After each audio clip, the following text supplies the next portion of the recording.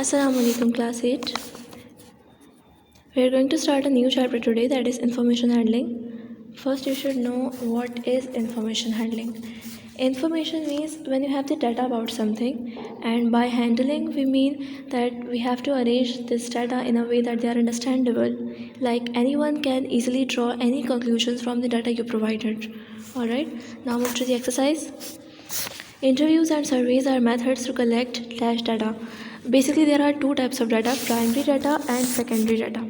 Primary data is also called raw data. It is collected for the first time and is therefore original in nature. So interviews and surveys are methods to collect primary data because you interview someone personally or you get a survey done personally, right? So this is a primary data.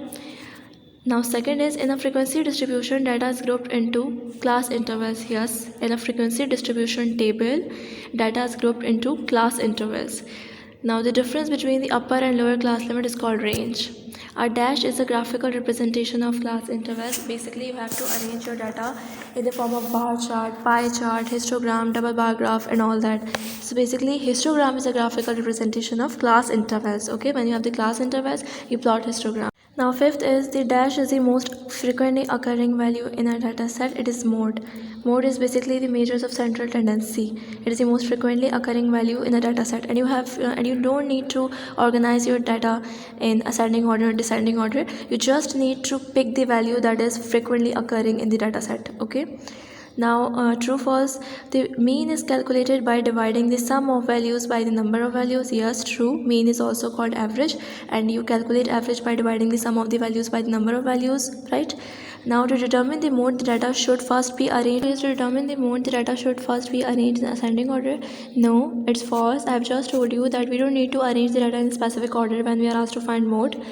So it's false. Okay, now 3 is it is possible for the median and mode to be the same. Yes, it's true, it is possible for both of them to be the same, and you will need to know about median later in this exercise. Okay, now fourth is the frequency is the number of times a data value appears in a class. Yes, it is true, frequency is the number of times a data value occurs. Okay, now fifth is the sum of fx is equal to the number of data values. No, it's false. Fx means you have to multiply your frequency with the corresponding data value, and later you have to find the sum of it.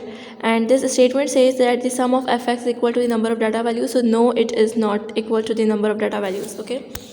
Now question number 3 is the class marks of a distribution are this. Find the class size of the distribution. Basically the midpoint of a class interval is known as the class mark. Okay, and we are given the class marks here. So and we are asked to find the class size. So basically class size is the difference between two successive class marks or two consecutive class marks. So consecutive class marks means there are 36 and 42. We need to subtract 42 minus 42 and 36, or we need to subtract 42 from 48, or we need to subtract 48 from 54, or we need to subtract 54 from 60.